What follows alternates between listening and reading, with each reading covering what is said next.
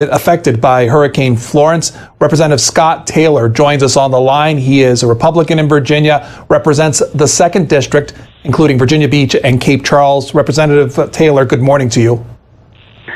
Good morning to you and all of your listeners out there. Thanks for having me this morning. Representative, the Virginia Pilot newspaper says that the president has responded to the state of emergency in Virginia. What does that technically mean for the Commonwealth?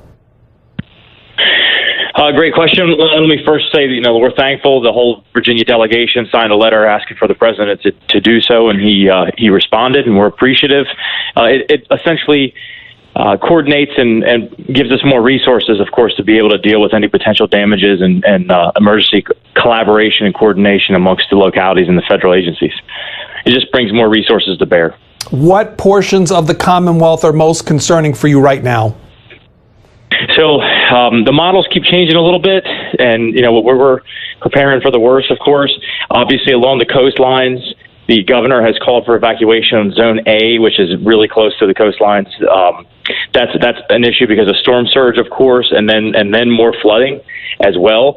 But quite frankly, you have to be concerned about inland as well, because our rivers are already a little bit saturated, and this type of the strength of this hurricane, Category 4, if it hits land, it's been a few decades or so, that where you've had a storm that's this strong, and in terms of the vegetation and the stress that, the vegetation hasn't been under that kind of stress in a long time. So we're concerned about flooding, both at the coast and inland. We're concerned about storm surge. We're concerned about our rivers, and we're concerned about vegetation. For the areas of the state or the Commonwealth that you represent, are they under a mandatory evacuation?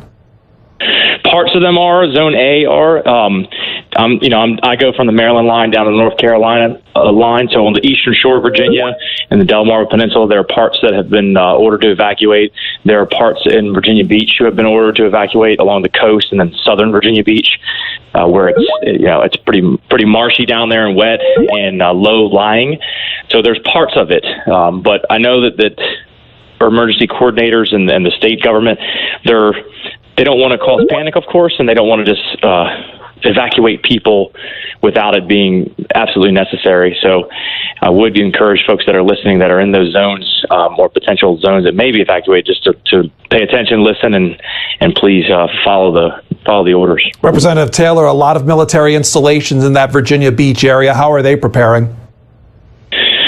Good question. We have, my district alone has 8 major military installations. The ships have been, for several days now, been going out to sea to be able to obviously not worry about the potential winds and stuff. So they're getting out of ports. We have planes, Oceana Naval Base in Virginia Beach. If it was a country, it'd be the 7th largest air force in the world. They're moving planes from there, as well as Langley Air Force Base, moving them inland to be able to avoid any potential damage to our military assets. When it comes to the work of the House, will it be affected by hurricanes and preparations?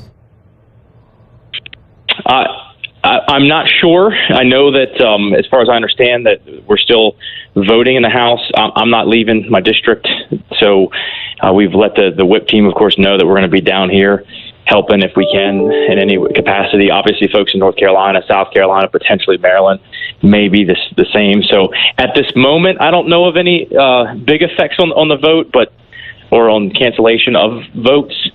That being said, depending on what this hurricane, this monster storm does, you may see some cancellation or movement of votes. And Representative Taylor, in the preparation, are FEMA teams already moving into areas of the Commonwealth? Yes, they're already on the ground, already coordinate with local with the Coast Guard and also local emergency response folks and localities. I've been on the phone with on conference call with the governor's folks. We've spoken to the Coast Guard, FEMA as well. I had a conference call with them yesterday. They're here. They're coordinating. I mean, everybody's taking this very serious. I've actually been impressed by the response at the local, state, and federal level. And the reality is, with resources, scarce resources, and the fact that states beside Virginia, they have the same problems. So a lot of this is going to fall on the shoulders of local government and first responders and emergency coordinators.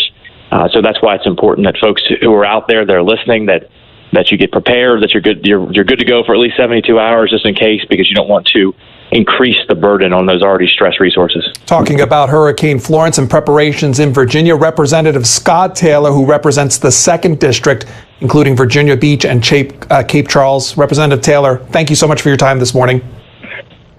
Thank you, sir. Thanks for having me. Godspeed.